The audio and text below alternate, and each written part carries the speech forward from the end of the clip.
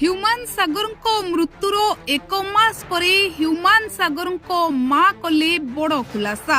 ଦର୍ଶକ ବନ୍ଧୁ, ଗଣମାଧ୍ୟମରେ କାନ୍ଦି କାନ୍ଦି କହିଲେ ମୃତ୍ୟୁ ପୂର୍ବରୁ ହ୍ୟୁମାନ ସାଗର କହିଯାଇଥିବା ଶେଷ କଥା। ଦର୍ଶକ ବନ୍ଧୁ, ପାଖକୁ ଡାକି ମାଙ୍କୁ ମୃତ୍ୟୁ ପୂର୍ବରୁ ଏହି ଶେଷ କଥା କହିଯାଇଥିଲେ ହ୍ୟୁମାନ ସାଗର, ଆଉ ଯାହାକୁ ଏବେ ଗଣମାଧ୍ୟମରେ ପ୍ରକାଶ କରି କାନ୍ଦୁଛନ୍ତି ହ୍ୟୁମାନ ସାଗରଙ୍କ ମା।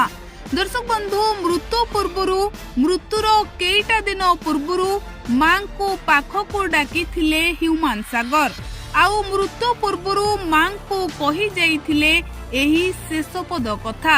ଆଉ ଯେଉଁ କଥାକୁ ଏବେ ହ୍ୟୁମାନଙ୍କ ମୃତ୍ୟୁର 1 ମାସ ପରେ ମା ଗଣମାଧ୍ୟମ ସାମ୍ନାରେ କହି କାନ୍ଦୁଛନ୍ତି ଆଖିରୁ କଇଁ କଇଁ ହୋଇ ଲୁହ ଝରାଇ।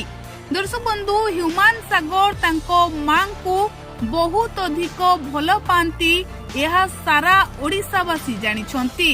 ଆଉ ହ୍ୟୁମାନ ସାଗର ମୃତ୍ୟୁ ପୂର୍ବରୁ ତାଙ୍କ ମାଙ୍କୁ କ'ଣ କିଛି କଥା କହିଯାଇ ନାହାନ୍ତି, ତାହା ସାରା ଓଡ଼ିଶାବାସୀଙ୍କ ମନରେ ପ୍ରଶ୍ନବାଚୀ ସୃଷ୍ଟି କରିଥିଲା। ତେବେ ଦର୍ଶକ ବନ୍ଧୁ, ମୃତ୍ୟୁର 1 ମାସ ପରେ ହ୍ୟୁମାନ ସାଗରଙ୍କ ମା କଲେ ବଡ଼ ଖୁଲାସା। ମୃତ୍ୟୁ ପୂର୍ବରୁ ହ୍ୟୁମାନ ସାଗର ମାଙ୍କୁ ପାଖକୁ ଡାକି କହିଯାଇଥିଲେ ଏହି ଶେଷ ପଦ କଥା। ଯେତେବେଳେ ହ୍ୟୁମାନ ସାଗର ଆଇସିୟୁରେ ଭର୍ତ୍ତି ହୋଇଥିଲେ, ସେତେବେଳେ ସେ ମାଙ୍କୁ କହିଥିଲେ, ମା, ମୁଁ ତୁମ ଆଖିରେ ଲୁହ ଦେଖିଲେ ସହିପାରେ ନାହିଁ। ତୁମେ କାନ୍ଦନି ମା, ମୁଁ ପୁରା ସୁସ୍ଥ ଅଛି, ଆଉ ମୁଁ ସମ୍ପୂର୍ଣ୍ଣ ରୂପେ ଭଲ ହୋଇଯିବି।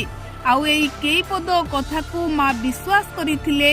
ମା ଭାବିଥିଲେ ପୁଅ ସୁସ୍ଥ ହୋଇ ପୁଣି ଥରେ ଫେରି ଆସିବେ, କିନ୍ତୁ ପୁଅଙ୍କ ଏପରି ମୃତ୍ୟୁକୁ ଆଜି ବି ଗ୍ରହଣ କରିପାରୁନାହାନ୍ତି ହ୍ୟୁମାନଙ୍କ ମା।